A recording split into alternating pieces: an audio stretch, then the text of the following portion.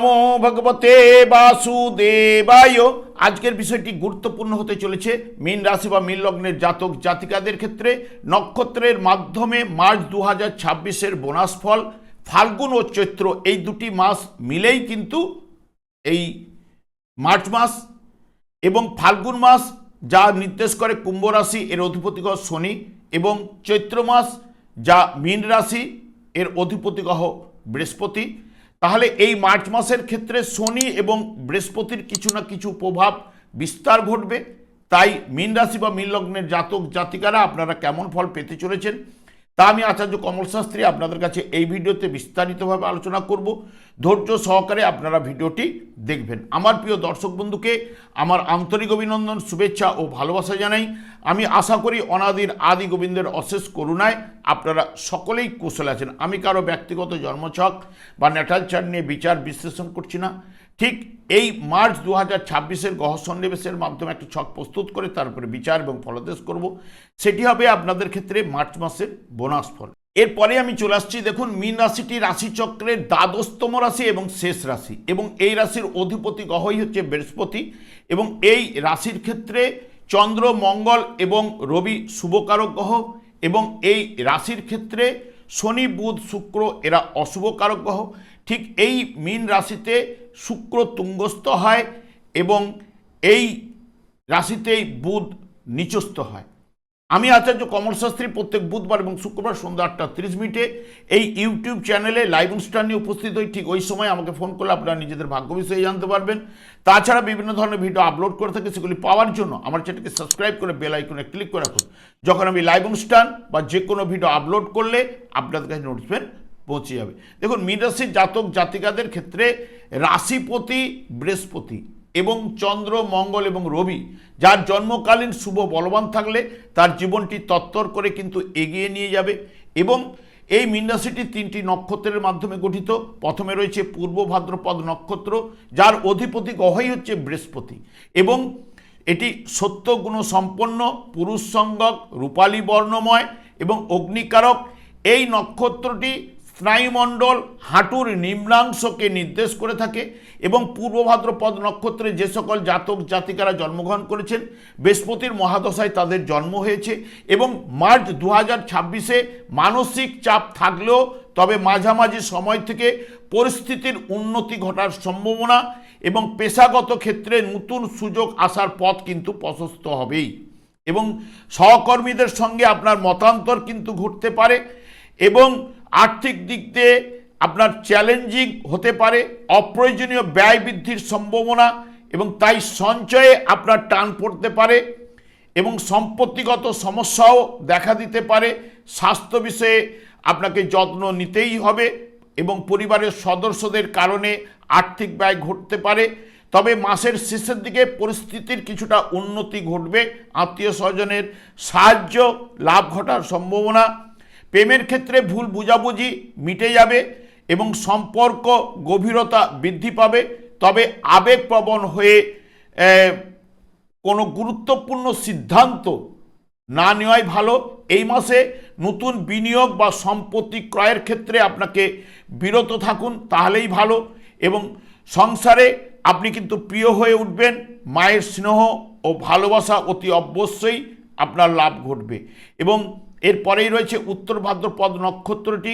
উত্তর ভাদ্রপদ নক্ষত্রটি হচ্ছে শনির নক্ষত্র, এবং এটি তমগুণ সম্পন্ন, পুরুষ সঙ্গক এবং রক্তিম আভাযুক্ত জলকারক, এবং জাতক নির্মল হৃদয়ের অধিকারী হয়ে থাকে। তবে উত্তর ভাদ্রপদ নক্ষত্রের যে সকল জাতক জাতিকারা জন্মগ্রহণ করে থাকেন তাদের বিংশোত্তরী শনির মহাদশায় তাদের জন্ম, এবং ঠিক এই মার্চ 2026-এর ক্ষেত্রে এটি ফলদায়ক সময় হতে পারে। পেশাগত জীবনে উন্নতি হবে, এবং দীর্ঘমেয়াদী পরিকল্পনার জন্য এটি সেরা সময় হতে পারে। আর্থিক দিক দিয়ে সতর্কতার সাথে আপনাকে চলতে হবে। সঞ্চয়ের দিকে বেশি যোগ নিয়ে আসতে হবে। তবে অপ্রত্যাশিতভাবে পারিবারিক খরচ বৃদ্ধির সম্ভাবনা প্রবল, এবং ধৈর্য ও দৃঢ়তা আন্তরিকতার মাধ্যমে সম্পর্কের গভীরতা কিন্তু আপনার বাড়বে। জীবনসঙ্গীর সঙ্গে নিবিড় ভালোবাসা তবে স্বাস্থ্য বিষয়ে বিশেষ করে ত্বকের কোনো না কোনো সমস্যা এবং হাড়ের সমস্যায় আপনাকে ভোগাতে পারে। বড় ধরনের কোনো সমস্যা কিন্তু সেই মতো নেই। বর্তমান সময়ে আধ্যাত্মিক উন্নতির জন্য অত্যন্ত শুভ সময়। প্রেমের ক্ষেত্রে ভুল বুঝাবুঝি মতান্তর দেখা দেবে, তবে মাসের শেষে কিছুটা হলেও শান্তি কিন্তু নিয়ে আসবে প্রেমের ক্ষেত্রে। কাজকর্মে নিয়মনিষ্ঠা থাকলে আপনার উন্নতি ঘটবেই। এরপরে রয়েছে রেবতী নক্ষত্র, যার অধিপতি গ্রহ হচ্ছে বুধ, এবং এটি সত্যগুণ সম্পন্ন, স্ত্রীসঙ্গক, পিঙ্গল বর্ণ, জলকারক এবং জাতক নির্মল হৃদয়ের মৃদুভাষী হয়ে থাকে। রেবতী নক্ষত্রে যে সকল জাতক জাতিকারা জন্মগ্রহণ করেছেন, বিংশোত্তরী বুধের মহাদশায় তাদের জন্ম হয়েছে এবং মার্চ 2026-এর ক্ষেত্রে আর্থিক বিষয়ে ঝুঁকি ও পারিবারিক অশান্তি কিন্তু বয়ে আনতে পারে। তবে বিলাসিতার কারণে সঞ্চয়ে টান পড়তে পারে, কোনো মূল্যবান দ্রব্য হারানোর ভয়ও কিন্তু রয়েছে। শনিদেবের ধৈর্য পরীক্ষা আপনাকে নিতে পারে কর্মজীবনে, তবে আধ্যাত্মিক দিকে মন নিয়ে কিন্তু আসবেই। আর্থিক লেনদেনে আপনাকে সতর্কতা অবলম্বন করতে হবে। কোনো হঠকারী সিদ্ধান্ত বা বিনিয়োগের এড়িয়ে চলা কিন্তু আপনার পক্ষে ভালো।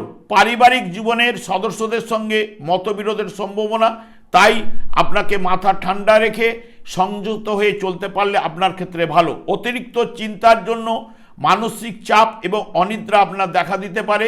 আর্থিক ক্ষেত্রে চ্যালেঞ্জিং তৈরি করতে পারে। মাসের শেষের দিকে ব্যবসা বাণিজ্যে লাভের সম্ভাবনা। অবিবাহিতদের জন্য বিবাহের কথাবার্তা আপনি কিন্তু এগিয়ে নিয়ে যেতে পারেন। প্রেমের ক্ষেত্রে ব্যাকুলতা বাড়তে পারে। দাম্পত্য ক্ষেত্রে মাসের শেষের দিকে শান্তি ফিরে আসবেই। এবং শুক্র যখনই রেবতী নক্ষত্রে প্রবেশ করবে, মিশ্র ফল প্রদান করলেও মান সম্মান বৃদ্ধি কিন্তু ঘটাবেই। বর্তমানে দেখুন, যেহেতু মীন রাশি বা মীন লগ্নের জাতক জাতিকাদের ক্ষেত্রে কুম্ভ রাশিটি অ্যাকচুয়ালি হচ্ছে যেটি ফাল্গুন মাস নির্দেশ করে, যার অধিপতি গ্রহ শনি, সে আপনাদের রাশিভাবেই কিন্তু অবস্থান করছে এবং শনিদেব এই মাসের ক্ষেত্রে রবির কাছাকাছি কিন্তু আসার কারণে শনিদেব দগ্ধ হবে, তাই অশুভ প্রভাব কিন্তু হ্রাস ঘটবেই। তবে কাজকর্মে মন্থর গতি কিন্তু নিয়ে আসতে পারে। তবে পুরাতন অমীমাংসিত কাজ শেষ করার সুযোগ কিন্তু আপনার তৈরি হবে। কর্মক্ষেত্রে হঠাৎ বদলির সম্ভাবনা কিন্তু আপনার ঘটতে পারে। গুপ্ত শত্রুরা মাথা চাড়া দিতে পারে, তবে মাঝামাঝি সময় থেকে নতুন নতুন সুযোগ কিন্তু তৈরি হবে, যা সাফল্যের পথ আপনার প্রশস্ত করবে। আয়ের নতুন উৎস খুলবে এবং আর্থিক ব্যয় বাড়বে, সেই বিষয়ে আপনাকে সতর্কতা অবলম্বন করতে হবে। তবে মাঝামাঝি সময় থেকে বড় ঝুঁকি না নেওয়াই কিন্তু আপনার পক্ষে ভালো হবে। এবং মীন রাশিটি চৈত্র মাস নির্দেশ করে, যার অধিপতি গ্রহ বৃহস্পতি, সে চতুর্থভাবে মিথুন রাশিতে এতদিন বক্রতার মাধ্যমে অবস্থান করছিল। বক্রতা ত্যাগ করে মার্গী পথে কিন্তু এগুবে। মার্গী অবস্থায় বৃহস্পতি শুরু করলেই তাই মীন রাশির জাতক জাতিকাদের ক্ষেত্রে অত্যন্ত শুভ। যারা দীর্ঘদিন কর্মক্ষেত্রে বা ব্যবসায় বাধার সম্মুখীন হয়েছিলেন, তাদের ক্ষেত্রে বাধা কেটে গিয়ে নতুন কাজের সুযোগ কিন্তু তৈরি করবে এবং নতুন আয়ের উৎস কিন্তু আপনার তৈরি হবে। আর্থিক উন্নতি ঘটাবে, পারিবারিক জীবনে শান্তি নিয়ে আসবে। গৃহ নির্মাণ যোগ এবং সম্পত্তিগত সমস্যা আপনার মিটে যাবে। তবে পড়াশোনা বা চাকুরির জন্য বিদেশে যাবার যোগও কিন্তু সৃষ্টি করবে। তবে আপনাদের ভাগ্যপতিও মঙ্গল, যা আপনাদের রাশি সাপেক্ষে দ্বাদশভাবে অবস্থান করবে।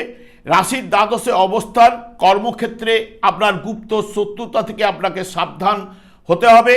কোনো প্ররোচনায় পড়ে নতুন কোনো চুক্তিতে সই না করা আপনার পক্ষে ভালো।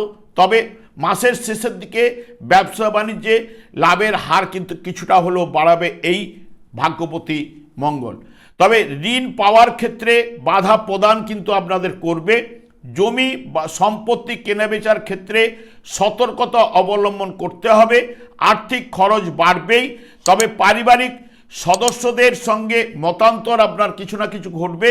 শেষের দিকে বিশেষ করে প্রেমে ব্যাকুলতা কিন্তু বাড়বে, আঘাত লাগার সম্ভাবনাও থাকছে। সেই কারণে আপনাকে সতর্কতা অবলম্বন করতেই হবে। এবং আপনাদের রাশিপতি বুধ, যার বিশেষ করে যদি দেখেন যে যার জন্মকালীন মিথুন রাশিতে অবস্থান করছিল বা জন্মকালীন যার ধনু রাশিতে অবস্থান করছিল, তার ক্ষেত্রে এই বর্তমানে রাশিপতি অতি শুভ ফল কিন্তু নিয়ে আসবেই। এবং আপনাদের ক্ষেত্রে মঙ্গল আপনাদের যেহেতু তৃতীয় ভাব দ্বাদশভাবে অবস্থান করলেও জন্মকালীন যার মঙ্গল বিশেষ করে সিংহ রাশি বা কন্যা রাশিতে অবস্থান করছিল, তার ক্ষেত্রে মঙ্গল জন্মকালীন শুভ বলবান থাকলে এই সময় ব্যবসা বাণিজ্যে উন্নতি, সফলতা এবং চাকরি ক্ষেত্রে উন্নতির জায়গা কিন্তু প্রদান করবে। তবে বিদেশ যাওয়ার যোগ বেশি প্রশস্ত করবে। এবং যার ক্ষেত্রে দেখবেন রবি জন্মকালীন বিশেষ করে বৃশ্চিক রাশিতে অবস্থান করছিল, তার ক্ষেত্রে রবি কিন্তু এই মার্চের 15 তারিখের পরে কিছুটা হলেও শুভ ফল কিন্তু নিয়ে আসবেই। এবং শুক্র আপনাদের ক্ষেত্রে অশুভকারক গ্রহ হলেও যার জন্মকালীন যদি মীন রাশিতে শুক্র অবস্থান করে বা আপনার ঠিক সপ্তমভাবে নিচস্থ অবস্থায় যার শুক্র অবস্থান করছিল বা আপনার ঠিক ধনুরাশিতে যার শুক্র জন্মকালীন অবস্থান করছিল বা জন্মকালীন যার শুক্র বিশ্বরাশিতে অবস্থান করছিল, তার ক্ষেত্রে এই শুক্র কিন্তু শুভ ফল আপনার ক্ষেত্রে নিয়ে আসবেই।